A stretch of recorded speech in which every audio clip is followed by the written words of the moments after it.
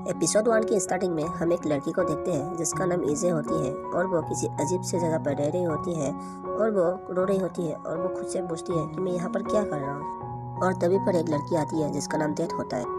उसके हाथ में गन होती है और वो इजे की तरफ गन पॉइंट करके कहती है कि तुम्हारी गलती यह है कि तुमने मुझे ढूंढने की कोशिश की है। और वो इजे को गोली मार देती है और इजे आसमान से नीचे गिर रही होती है और आसमान से गिरते समय इजे ये सोचती है मुझे ऐसे ही तो मौत चाहिए। फिर सीन शिफ्ट होती है 7 साल पहले। इजे एक कंपनी में इंटरव्यू देने जा रही थी। उसके पास उसकी गर्लफ्रेंड जीसू की कॉल आती है और जीसू उसे कहती है तुम मेरे अमेजिंग बॉयफ्रेंड हो, तुम कमाल कर दोगी और तुम्हें ग्रेजुएट से पहले ही नौकरी मिल जाएगी और तुम्हें क्या चाहिए। इजू कहती है मैं तो बस अभी इंटरव्यू के जा रहा हूँ, मुझे अभी नौकरी नहीं मिली है। फिर जीसू कहती है तुम्हें तो पक्का मिल जाएगी नौकरी। फिर इजे फोन कट कर देती है और खुद को आईने में देखकर ये कहती है कि ग्रेजुएट से पहले तो मुझे एक नौकरी ढूंढनी ही पड़ेगी। फिर वो देखती है एक आदमी रोड के बीच में खड़ा हो जाता है और एक गाड़ी उसका एक्सीडेंट करके बाहर से चला जाता है और वो आदमी उछल के इजे के पास गिरती है और इजे पूछती है क्या तुम ठीक हो, लेकिन वो आदमी वहीं पर मर जाती है। फिर हम इजे को इंटरव्यू में देखते हैं और उसके दिमाग में बस वही एक्शन चल रही होती है और इंटरव्यूअर उसे सवाल पूछ रही होती है। फिर इजे कहती है मुझे कुछ भी सुनाई नहीं दिया, क्या आप मुझे फिर से सवाल कर सकते हैं। उसकी ये हालत देखकर उसे जॉब नहीं मिलती।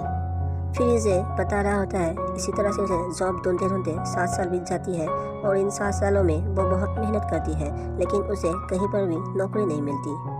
लेकिन फाइनली इतनी मेहनत करने के बाद उन्हें टाइकॉन कंपनी के फाइनल लिस्ट में नाम आ गया, यानी कि उसको इंटरव्यू के लिए सिलेक्ट कर लिया गया। फिर इजे इंटरव्यू के लिए जाती है और वहाँ पर टाइकॉन कंपनी के ताई भी होती है। फिर ताई इजे को कह रही होती है कि तुमने अब तक अपनी ग्रेजुएशन कंप्लीट नहीं की है, लेकिन तुम्हारी डॉक्यूमेंट देख कर ये पता चलता है कि तुम कितने ज़्यादा हार्ड वर्क करती हो। फिर इजे रूम से बाहर आती है और उसके पास उसकी फ्रेंड का फोन आती है और वो बोलती है क्या तुमने जुनसू के साथ कोई इन्वेस्टमेंट डील की थी। फिर इसे कहती है तुम मुझे ये सब क्यों पूछ रही हो। तभी उसकी दूसरी फ्रेंड ताइसो की कॉल आती है और वो कहती है कि तुमने जिस कंपनी में इन्वेस्ट किया था वो कंपनी पूरी तरह से डूब गई है। यह सुनकर वो बहुत ही ज़्यादा चौंक जाती है और वो दौड़ते हुए जिनसू के पास जाती है जिसके साथ उसने मिलकर ये इन्वेस्टमेंट किया था। इजे जोर जोर से दरवाज़ा थपथपा रही होती है लेकिन दरवाज़ा कोई नहीं खुलता और वो सामान उठा कर भी फेंक रहा होता है। आसपास के लोग इजे को देख रही होती है और वो पुलिस कंप्लेन कर देती है। फिर हम इजे को पुलिस स्टेशन में देखते हैं और पुलिस वाला कह रही होती है कि तुम दूसरे घर में जाकर ऐसे कैसे कर सकती। फिर इसे कहती है कि वो इंसान फ्रॉड है और आपको उसे पकड़ लेना चाहिए। फिर पुलिस वाले कहती है तुमने उसके साथ इन्वेस्ट किया था प्रॉफिट के लिए, इसमें तो लॉस और प्रॉफिट तो होता ही है, तो तुम उसे फ्रॉड नहीं कह सकते। और फिर इजे को याद आता है कि उसने किस तरह से यूनसू के साथ मिलकर यह डील की थी। यूनसू उसे बोल रहा होता है कि तुम्हें इस कंपनी में इन्वेस्ट करना चाहिए, तुम्हें आगे जाकर बहुत ज़्यादा प्रॉफिट मिलेगी और तुम्हें जीसू से भी शादी करनी है, तुम्हें उसके लिए तो ये इन्वेस्टमेंट करनी चाहिए। यह सोचकर इजे अपनी गर्लफ्रेंड जीसू से मिलने के लिए जाता है और जीसू को उसे किसी दूसरे लड़के के साथ देख लेती है और वो जीसू को फ्लावर बुके दे रही होती है और जीसू भी उसे थैंक यू बोल रही होती है और वो लड़का बाहर से चला जाता है। इजे जीसू के पास आते हैं और जीसू बोलती है आज तुमने फिर से शराब पी है। इजे कहती है आज तो मेरा शराब पीना बनता है क्योंकि आज मेरा सारा पैसा डूब गया। जीसू कहती है तुम्हें और ज़्यादा मेहनत करना चाहिए। इजे कहती है क्या मैं मेहनत नहीं कर रहा, 7 साल से तुम्हें मेहनत कर रहा हूँ। फिर इजे कहती है क्या वो लड़का तुम्हारा बॉयफ्रेंड था। फिर जीसू कहती है क्या पागलों वाली बात कर रही हो। जीसू इजे को कुछ पैसे दे रही होती है लेकिन इजे वो पैसा नहीं लेता। फिर इसे कहती है मैं तुम्हारे ऊपर बोझ बनते जा रहा हूँ, मैं तुम्हारे लिए कुछ भी नहीं कर पा रहा हूँ, चलो ब्रेकअप कर लेते हैं। और वो ये कहकर वहाँ से चला जाता है। घर आकर वो ये देखता है कि उसे मकान मालिक ने घर से बाहर निकाल दिया है और साथ में एक नोट छोड़ा हुआ होता है जिसमें लिखा हुआ होता है 1 महीने से तुमने किराया नहीं दिया है तो यहाँ पर कोई और किराएदार रहने के लिए आएगा, तो तुम अपना सामान लेके यहाँ से चले जाओ। उसके बाद वहाँ पर बारिश आ जाती है और वो जैसे तैसे अपने सामान को बारिश से बचा लेती है। उसके बाद हम जे को बिल्डिंग के रूफटॉप में देखते हैं और वो ये कह रहा होता है मैंने 7 साल में बहुत ज़्यादा मेहनत की है लेकिन मुझे कहीं पर भी कामयाब नहीं मिली और ये सब कुछ उस आदमी की वजह से हो रही है। अगर वो मेरे सामने नहीं मरता तो मुझे उस कंपनी में जॉब मिल जाती, लेकिन अब मैं स्ट्रगल कर के थक चुका हूँ और अब मैं मरना चाहता हूँ और मुझे लगता है मरना इतना भी बुरा नहीं है और मुझे अब डेथ से भी डर नहीं लगता।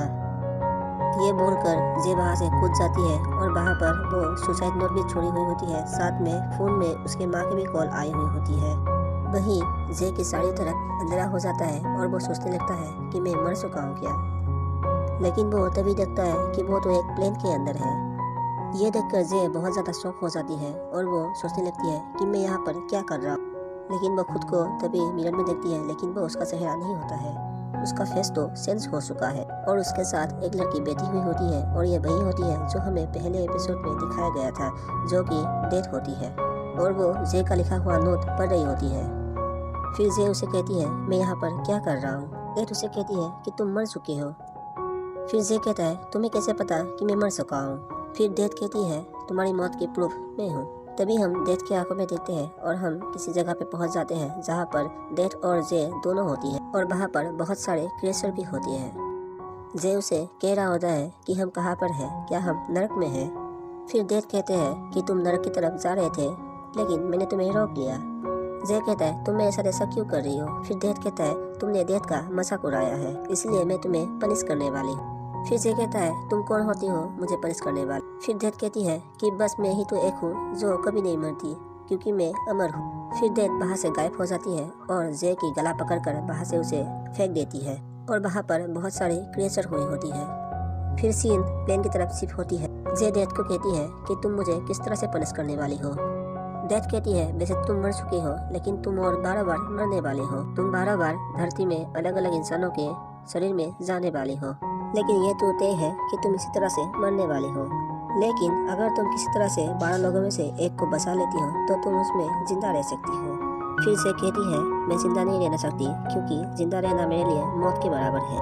डेथ कहती है क्या तुम्हें लगता है मरना इतना आसान है, क्योंकि मरने से कुछ भी ठीक नहीं होता, मरने के बाद ही तो असली गेम शुरू होता है। और वो ये कहकर वहाँ से चला जाता है। डेथ के जाने के बाद जे को ये फील होता है एरोप्लेन तो पूरी तरह से हिल रहा है और वो क्रैश होने वाली है। तब जे को याद आती है डेथ ने तो बोला था कि वो उसे 12 बार मरना होगा और वो खुद को बचाने के लिए लाइफ सूट पहन लेता है। फिर जे को शांत करने के लिए एयर होस्टेस आती है, लेकिन थोड़ी देर बाद प्लेन सही हो जाती है। फिर जे प्लेन को सही तरह से देखने के लिए अंदर जाती है, लेकिन वहाँ पर तो महंगे महंगे प्रोडक्ट रखी हुई होती है और वो सोचने लगती है अगर ये सब मेरी है तो मैं जिंदा रह सकता हूँ। फिर जे के सामने एक डिवाइस आती है और उस डिवाइस के थ्रू उसे पता चलती है कि जिस बॉडी के अंदर वो है उस बॉडी का ओनर जाइटिन है, जो कि ताइकोंग कंपनी के सीईओ के सेकंड बेटे हैं। ये देखकर जे बहुत ज़्यादा खुश हो जाती है और वो खुद से बोलने लगती है मैं तो बहुत ज़्यादा अमीर हूँ और मुझे क्या चाहिए। लेकिन तभी प्लेन में आग लग जाती है और वहीं पर जे की मौत हो जाती है। फिर जे दूसरी जगह पर आती है और उसके साथ डेथ भी होती है और डेथ उसे पूछती है तुम्हारा मरना कैसा रहा। फिर जे कहती है मैंने अपनी डेथ को सहन कर लिया। फिर डेथ कहती है अभी तो तुम्हें 11 बार और मरना है। जे वहाँ पर कुछ गोलियां देखती है और वो डेथ से पूछती है इसका क्या काम है। तो डेथ बोलती है तुम्हें किसी के अंदर जाने से पहले मैंने तुम्हें गोली मारना होता है। जे उसे कहती है मेरे सामने एक अजीब सी डिवाइस आ गई थी, वो क्या है। तो डेथ उसे कहती है इस बॉडी के अंदर तुम हो, उस बॉडी के मेमोरी तुम्हारे अंदर आ जाती है। तो जे कहती है अगर मैं 11 बार भी अगर खुद को बचा नहीं पाई तो मेरे साथ क्या होगा। तो डेथ कहती है तुम नर्क में जाओगे।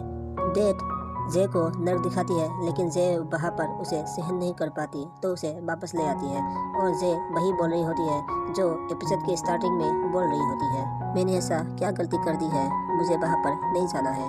फिर डेथ वही कहती है कि तुमने मेरा मजाक उड़ाया है और जे को गोली मार देती है। फिर सीन शिफ्ट होती है और हम जे को किसी दूसरे के बॉडी में दिखाई देते हैं। वो आसमान से गिर रही होती है और वो इसे देखकर काफी डर जाती है और वो हेल्प चिल्लाने लगती है। तो तभी उसके पास एक इंसान आती है जो उसे बचा लेती है। फिर उसके बाद एक डिवाइस आती है जो कि उसे दिखाती है कि वो जिसके बॉडी में है उसका नाम जेसियप है और वो एक एथलीट है जो कि उसे पूरा देश अभी देख रहा होता है, क्योंकि अभी वो एक चैलेंज पूरा कर रहा होता है। अगर वो बिना पैराशूट के आसमान से कूदते हैं तो उसे कैश 2 अरब रुपए मिलने वाली है। हालांकि उसकी सेफ्टी के लिए नीचे टेंट लगाई हुई होती है। फिर वो खुद को फ्री करता है और नीचे की तरफ कूदने लगता है। दूसरी तरफ रेटिंग टीम उसकी रेटिंग चल रही होती है। फिर से लैंडिंग करने के लिए नेट की तरफ जाती है, लेकिन वो नेट के ऊपर नहीं आ पाता। वो नेट की साइड में गिरकर उसकी वहीं पर मौत हो जाती है और उसकी ये मौत सारी दुनिया देख रही होती है। इसी के साथ ये एपिसोड खत्म हो जाती है और मिलते हैं अगले एपिसोड में।